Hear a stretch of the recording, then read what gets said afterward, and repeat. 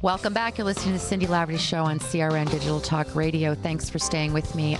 Rose's Pampered Pets was at my house yesterday, and she does such a great job, and she's such a caring, loving person. So I would encourage you, if you want to get your dog groomed and you live in the Los Angeles area, give Rose's Pampered Pets a call. My guest today is Donald Altman, and we're talking about his book, 1 Minute Mindfulness. Donald, thanks so much for being here today.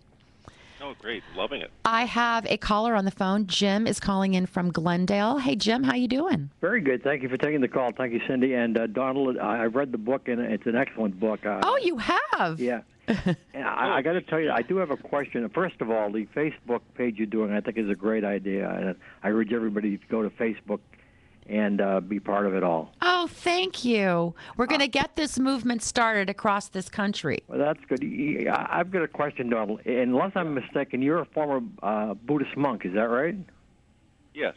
Okay, what is the difference between the lifestyle, not the lifestyle, but I mean the training you had as a Buddhist monk and your role as a psychotherapist? I mean, do you deal with a lot of the things, a lot of the emotions, a lot of the trials that you and restrictions that a monk would have, or is it something that's new to you? Well, I'm no longer a monk. Okay. Well, I could never be a monk, so I would get kicked out. But I mean, in your case, why did you leave? Why did you leave? Well, in that particular tradition, and that was the Theravadan tradition of Buddhism, you can become a monk for different periods of time. You don't have to take a lifetime vow. Ah, interesting. So I went in knowing I would be there for a period of time. There were monks in there who had been monks since the age of 12 up till the age of 70, who I know, and I still keep in touch with them. And I say, you leave the monastery, but I carry the monastery with me in my heart. And those are the teachings of the, mindfulness that I'm still using. And as a therapist, what I'm finding is, and actually in psychotherapy now, mindfulness has become very well what's called evidence-based. It's been researched, and it's been shown to be helping people with anxiety and depression and relapse for drug use and all different kinds of things now.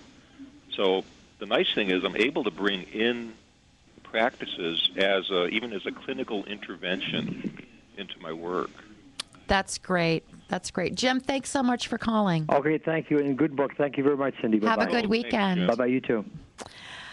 Okay, Donald, I have a question for you. I think a lot of us have default reactions to things. This book helps us change our default reactions, right? Just makes us do something. What I intended it to do. Oh, good. Is to help us get past those old defaults that are, making us maybe feel stuck or just aren't helping us grow in different areas. Right. Why do we need to, you also talk in this book a lot about embracing change. Why is it so important for us to embrace change? Well, that's a great question. I think what happens is if we resist change, it's going to happen anyway. Yeah. Yes, it is. And it is really the nature of life is that things are constantly changing. And so being open to change and noticing change even within ourselves can be a good thing because it allows us to grow and to move. Right. The book is divided actually into 5 parts, and it begins with home and play. And, I think home is really where so many people just check out.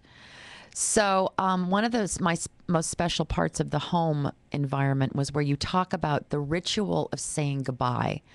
Let's talk about that a little bit.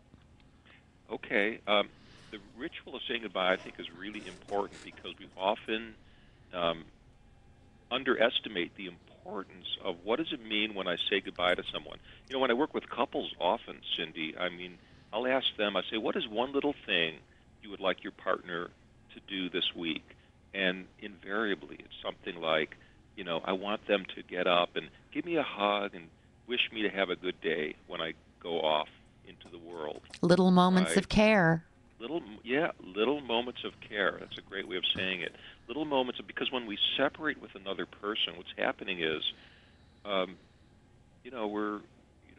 really is the separation, and there can be a lot of anxiety around that.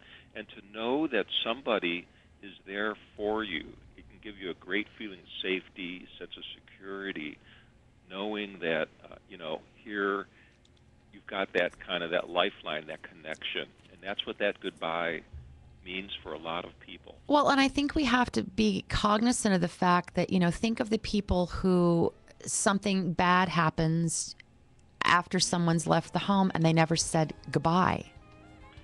Right. I mean, that's a horrible thing to have to live with in your life.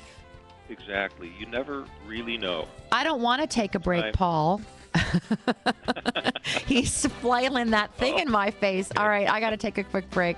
Stay with us. You're listening to Cindy Laverty's show. I'll be right back.